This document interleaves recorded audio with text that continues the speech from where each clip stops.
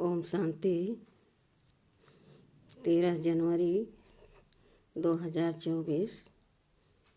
प्रातः मुरली ओम शांति बाप दादा मधुबन।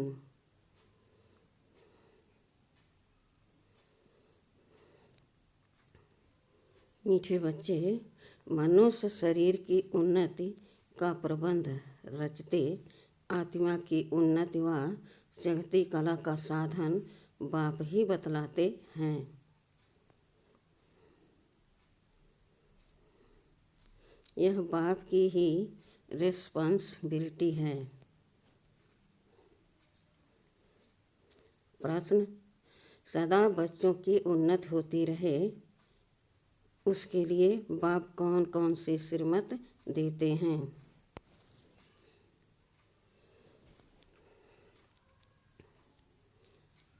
उत्तर: बच्चे अपनी उन्नति के लिए एक सदा याद की यात्रा पर रहो।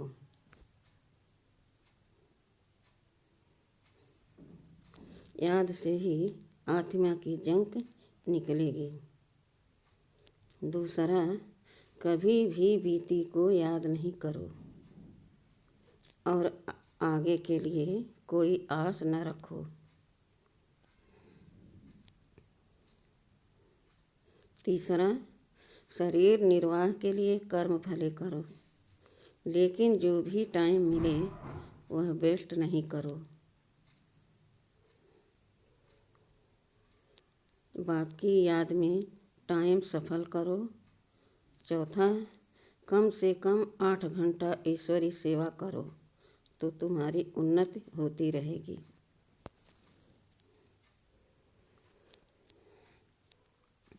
ओम शांति। रूहानी बाप बैठ रूहानी बच्चों को अथवा आत्माओं को समझाते हैं। मनुष्य कहते हैं आत्मा की रिस्पॉन्सिबिलिटी है। आत्मा के ऊपर वही सब आत्माओं की उन्नति और मन की शांति का रास्ता बता सकते हैं।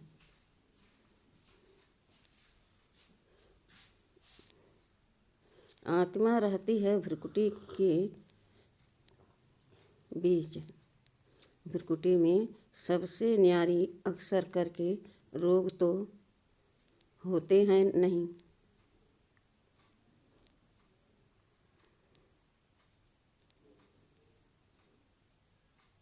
भले सिर में दर्द पड़ेगा, परंतु जो आत्मा का तख्त है वहाँ कोई तकलीफ नहीं होगी, क्योंकि उस तख्त पर आत्मा विराजमान है। अब आत्मा की उन्नति अथवा शांति देने वाला सर्जन तो एक ही परमात्मा है।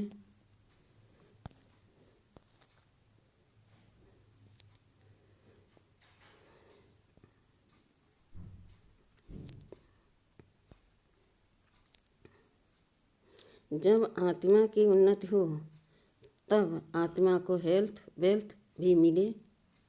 शरीर को तो कितना भी करो उससे कोई उन्नति नहीं होगी। शरीर की कुछ न कुछ खिटपिट तो रहती ही है। आत्मा की उन्नति तो सिवाय बाप के कोई कर न सके।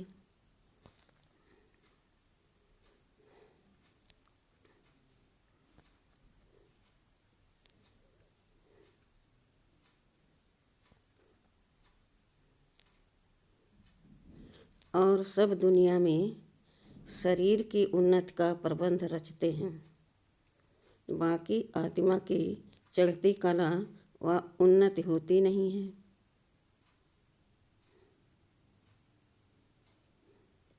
वह तो बाप ही सिखलाते हैं।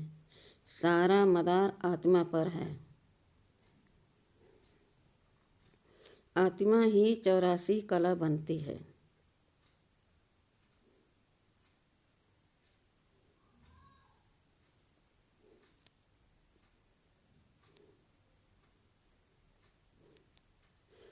आत्मा ही 16 कला बनती है। फिर आत्मा ही बिल्कुल कला रहित हो जाती है। 16 कलाएं बनती हैं, फिर कला कम कैसे होती है? यह भी बाप ही समझाते हैं। बाप कहते हैं, संगम युग में तुमको बहुत सुख था, आत्मा चढ़ती कला में थी, और सत्संगों में आत्मा की उन्नति कैसे हो? यह बात नहीं समझाई जाती है। वह जिस्मानी नशे में रहते हैं।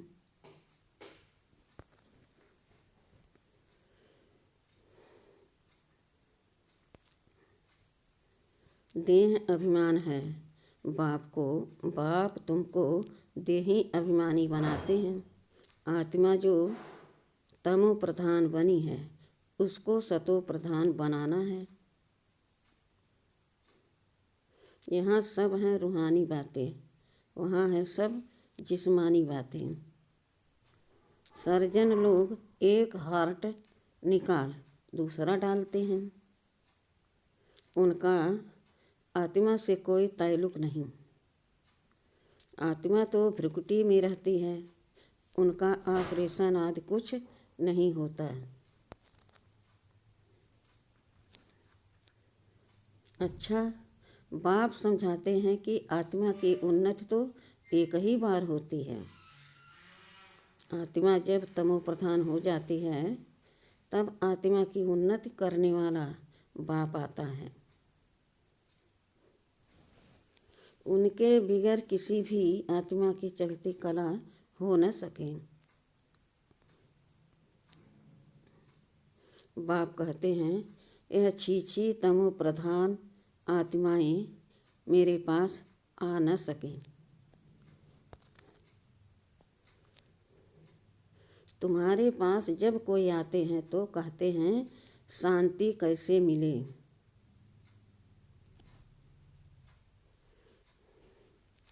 अथवा उन्नति कैसे हो, परंतु यह नहीं जानते कि उन्नति के बाद हम कहाँ जाएंगे, क्या होगा। पुकारते हैं, पतित से पावन बनाओ,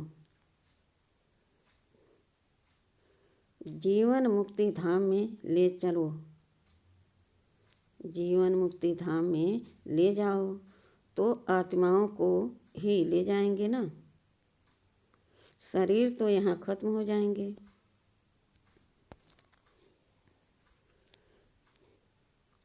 परंतु यह बातें किसकी बुद्धि में नहीं है, यह है ईश्वरी मत।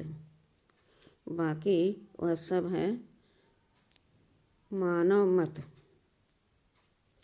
ईश्वरी मत से एकदम आसमान में चढ़ जाते हो। शांति धाम सुख धाम में फिर ड्रामा अनुसार नीचे भी उतरना ही है।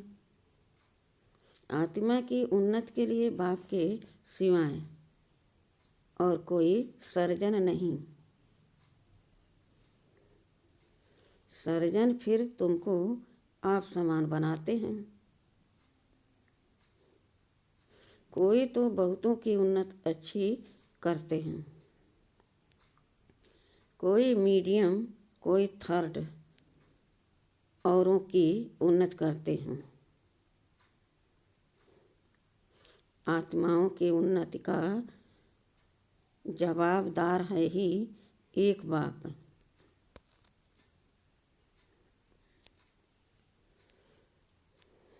दुनिया में यह किसको मालूम नहीं है। बाप कहते हैं, इन साधुओं आदि का भी उद्धार करने में आता हूँ। पहले जब आत्मा आती है तो पवित्र ही आती है। अब बाप आए हैं सबकी उन्नति करने। नंबरवार पुरुषार्थ अनुसार तुम्हारी देखो कितनी उन्नति हो जाती है। वहाँ तुमको शरीर भी फर्स्ट क्लास मिलता है। बाप है ही अविनाशी सर्जन। वही आकर तुम्हारी उन्नति करते हैं। तो तुम ऊंचते ऊंच अपने स्वीट होम में चले जाएंगे। वो लोग मून पर जाते हैं। अविनाशी सर्जन तुमको उन्नति प्राप्त कराने लिए कहते हैं, मामेकम याद करो।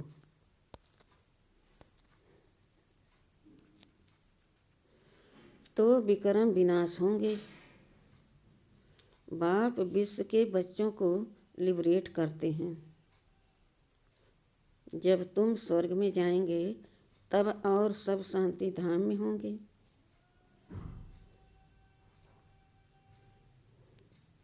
बाप कितना वंडरफुल कार्य करते हैं, कमाल है बाप की। तब कहते हैं, तुम्हारी गत मत तुम ही जानो।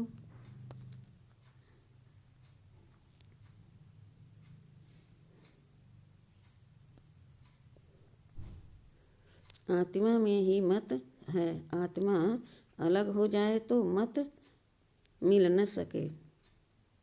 ईश्वरी मत से चढ़ती कला, मानव मत से उतरती कला, यह भी ड्रामा में नूत है। वो लोग समझते हैं अभी स्वर्ग बन गया है, आगे चलकर मालूम पड़ेगा कि यह नर्क है, वह स्वर्ग। भाषा के ऊपर कितना हंगामा करते हैं, दुखी है ना। स्वर्ग में दुख होता नहीं, अर्थवेक भी नहीं होगी।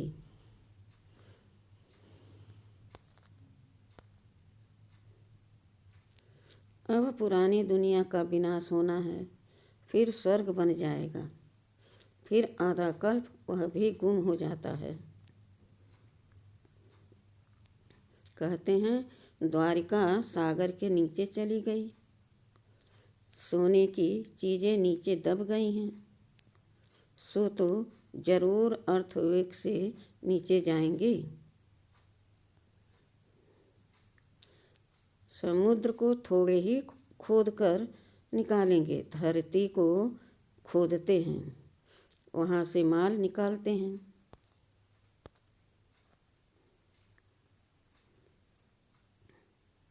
बाप कहते हैं, मैं सबका उपकार करता हूँ। मेरा फिर सब अपकार करते, गाली देते हैं। मैं तो अपकारी का भी उपकार करता हूँ, तो मेरी जरूर महिमा होनी चाहिए।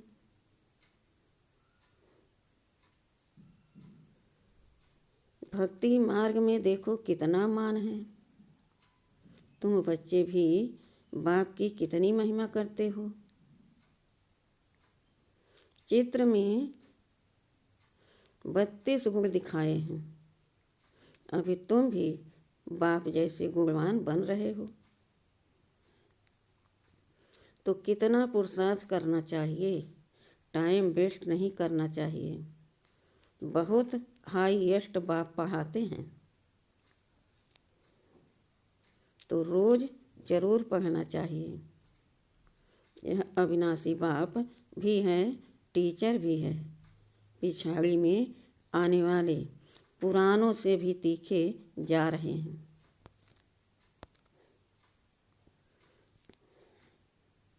अब सारी दुनिया की उन्नति हो रही है बाप द्वारा। श्री कृष्ण को भी गुणवान बनाने वाला बाप है, सबको देने वाला है। बाकी सब लेते हैं। यह घराना बन रहा है, नंबरवार पुरुषार्थ अनुसार। बेहद का बाप देखो कितना मीठा और कितना प्यारा है।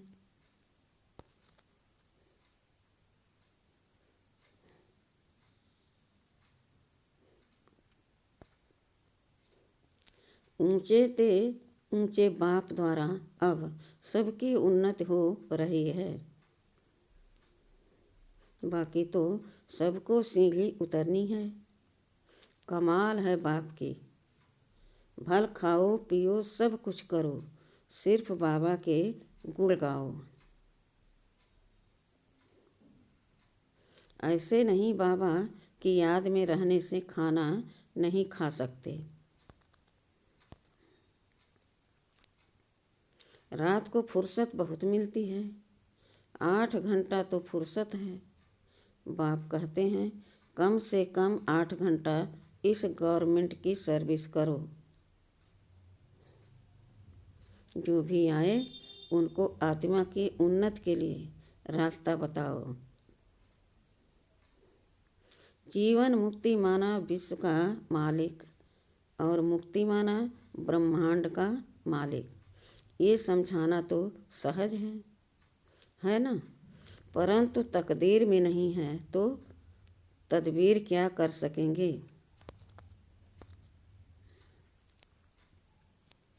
बाप समझाते हैं कि बाप की याद सिवाय आत्मा की जंक निकल नहीं सकती।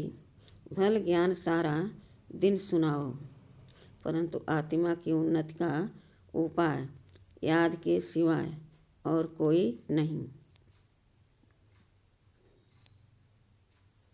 बाप बच्चों को बहुत प्यार से रोज रोज समझाते हैं, परंतु अपनी उन्नति करते हैं व नहीं करते हैं वह हर एक खुद समझ सकते हैं।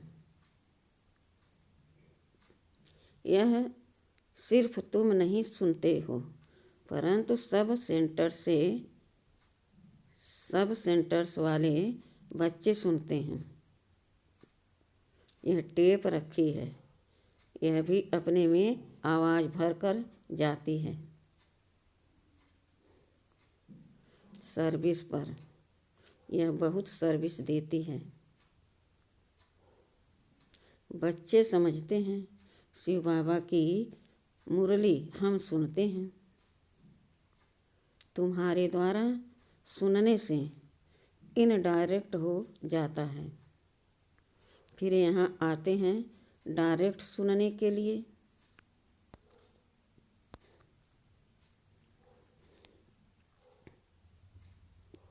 फिर बाबा ब्रह्मा मुख द्वारा सुनाते हैं अथवा मुख द्वारा ज्ञान अमृत देते हैं। इस समय दुनिया तमो प्रधान हो गई है, तो उस पर ज्ञान की वर्षा चाहिए। वह पानी की वर्षा तो बहुत होती है, उस पानी से तो कोई पावन बन नहीं सकता। यह है सारी ज्ञान की बात।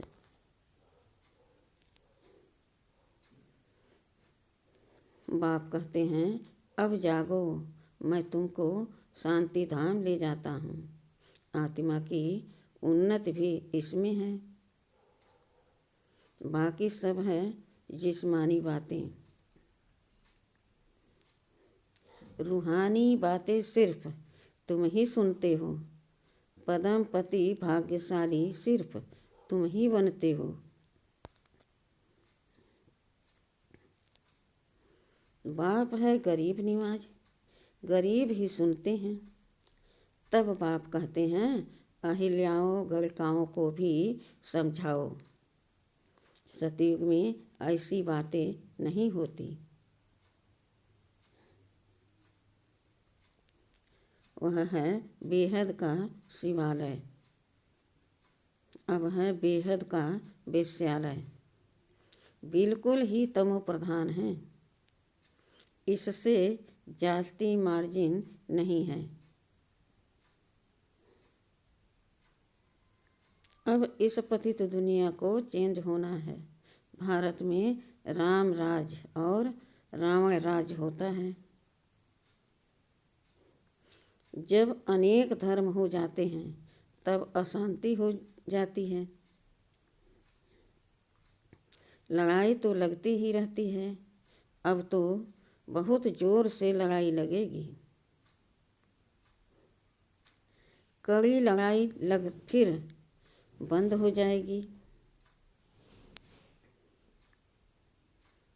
क्योंकि राजाई भी स्थापन हो, कर्मातीत अवस्था भी हो, अभी तो कोई कह न सके। वह अवस्था आएगी तो पढ़ाई पूरी हो जाएगी।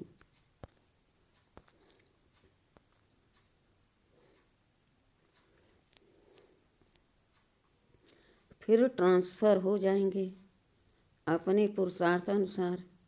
इस भंभोर को आग तो लगनी है, फटाफट विनाश हो जाएगा। उनको खूनी नाहिक खेल कहा जाता है। नाहिक सब मर जाएंगे, रक्त की नदियाँ बहेंगी, फिर घी दूध की नदियाँ बहेंगी, हाहाकार से जय जयकार होगी।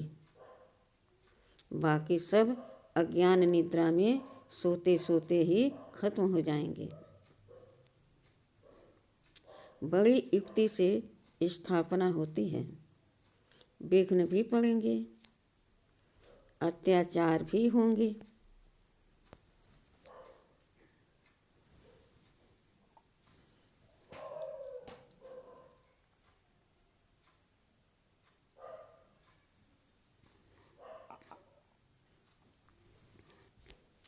अब माताओं द्वारा स्वर्ग का द्वार खुलता है तो पुरुष भी बहुत, परंतु माता जन्म देती है तो उनको पुरुष से इजाफा ज़्यादा मिलता है। स्वर्ग में तो नंबरवार सब जाएंगे। कोई 2 जन्म मेल के भी बन सकते हैं। हिसाब किताब जो ड्रामा में नूद है वही होता है। आत्मा की उन्नति होने से कितना फर्क पड़ जाता है। कोई तो एकदम हाईएस्ट बन जाता है, कोई तो बिल्कुल लोएस्ट, कहाँ राजा तो कहाँ प्रजा।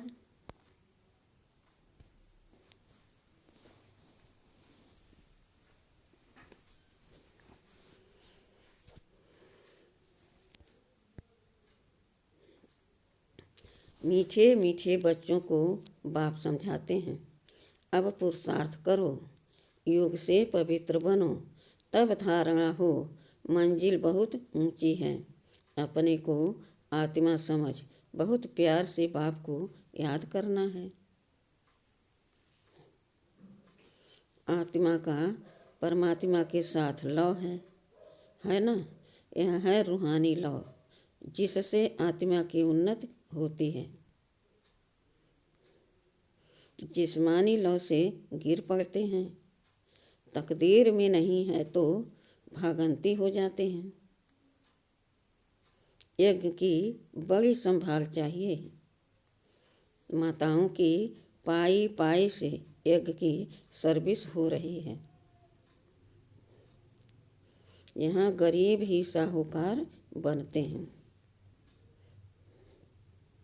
सारा मदार पढ़ाई पर है। तुम अभी सदा सुहागिन बनती हो, यह सबको फीलिंग आती है। माला का दाना बनने वालों को कितनी अच्छी फीलिंग चाहिए।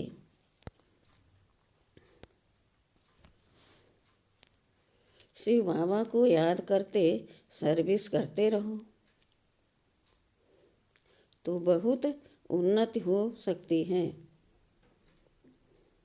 शिव बाबा की सर्विस में शरीर भी न्यौछावर करना चाहिए। सारा दिन नशा रहे, यह मासी का घर नहीं है। देखना है हमने अपनी कितनी उन्नति की है। बाबा कहते हैं बीती को याद न करो, आगे की कोई आस मत रखो। शरीर निर्वाह अर्थ कर्म तो करना है। जो टाइम मिले उसमें बाप को याद करो तो विक्रम विनाश होंगे। बाबा बाधेलियों को भी समझाते हैं कि तुम्हें पति को बहुत नम्रता प्यार से समझाना है। कोई मारे तो उन पर फूलों की वर्षा करो। अपने को बचाने की बड़ी युक्ति चाहिए।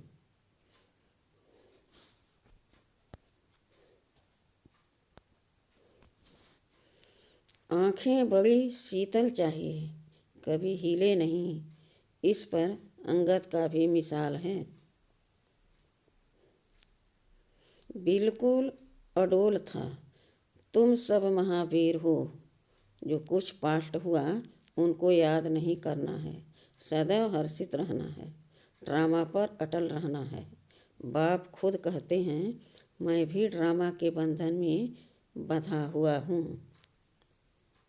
बाकी और कोई बात नहीं। श्री कृष्ण के लिए लिखा है, सुदर्शन चक्र से मारा। यह सब कथाएं हैं। बाप तो हिंसा कर न सके। यह तो बाप टीचर है, मारने की बात नहीं है। यह बातें सब इस समय की हैं। एक तरफ ढेर मनुष्य हैं, दूसरी तरफ तुम हो। जिनको आना होगा आते रहेंगे। कल्प पहले मिसल पद पाते रहेंगे। इसमें चमत्कार की बात नहीं।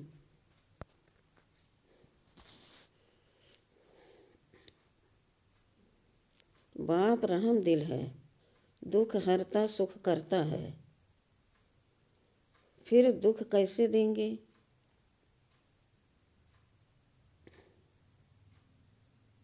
अच्छा, मीठे मीठे सिखिलदे बच्चों प्रति माता पिता बाप दादा का याद प्यार और गुड मॉर्निंग। रूहानी बाप के रूहानी बच्चों को नमस्ते। धारणा के लिए मुख्य सार। पहला, कम से कम 8 घंटा ईश्वरी गवर्नमेंट की सर्विस कर अपना टाइम सफल करना है। बाप जैसा गुणवान बनना है।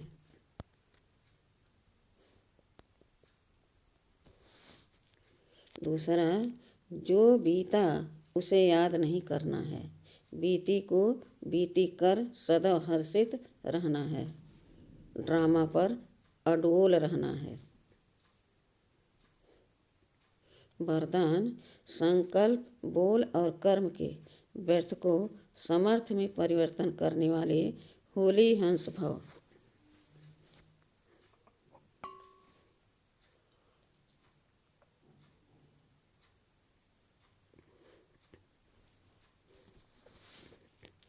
होली हंस का अर्थ है संकल्प बोल और कर्म के व्यर्थ को समर्थ में परिवर्तन करने वाले।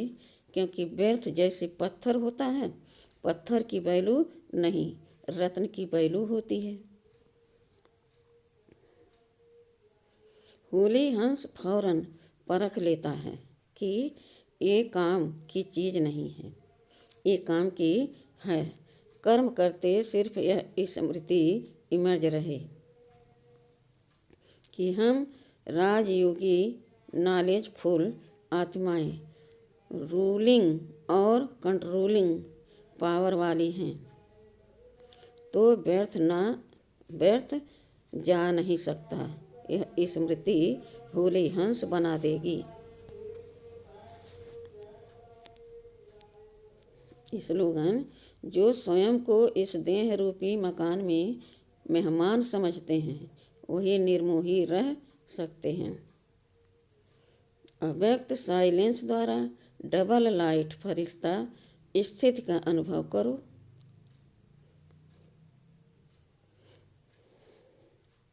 जैसे जब कोई ऐसा दिन होता है तो चलते फिरते ट्रैफिक को भी रोक कर 3 मिनट साइलेंस की प्रैक्टिस कराते हैं।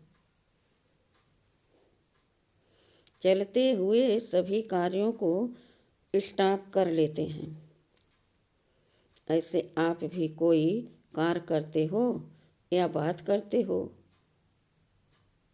तो बीच बीच में यह संकल्पों की ट्रैफिक को स्टॉप करने का अभ्यास करो।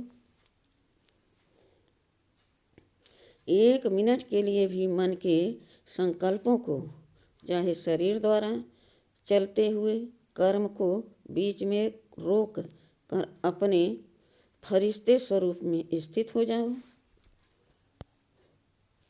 अच्छा, ओम शांति।